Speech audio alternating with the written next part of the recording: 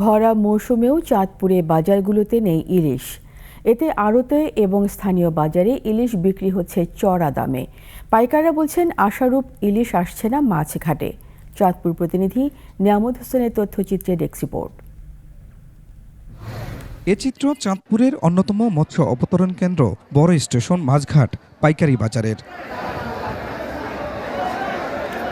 একমাত্র ওয়ালটন এসি দিচ্ছে 1 বছরের রিপ্লেসমেন্ট গ্যারান্টি।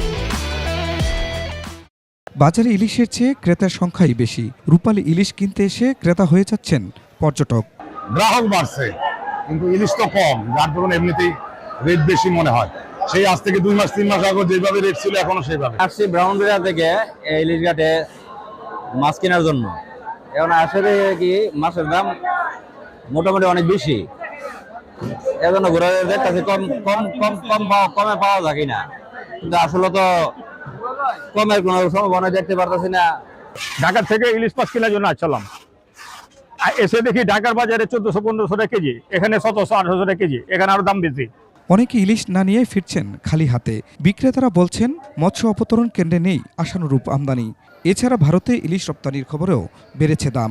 যেরকম যে পরিমাণ ইলিশ হতো অন্য সিজনে, কিন্তু ওই পরিমাণ ইলিশ মাছ হইতেছে না। নদীতে মেস নেই, জেলেরা মাছ পাচ্ছে না, এজন্য বাজার বেশি, আমাদের আয়ত্তের বাইরে এবং বাজার অনেক বেশি।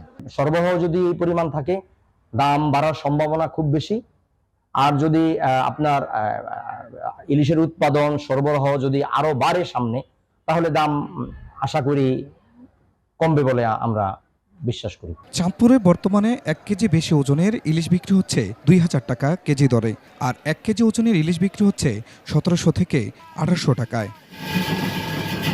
খুরশিদ আল মুকুল, ডেস্ক রিপোর্ট, 21 টেলিভিশন।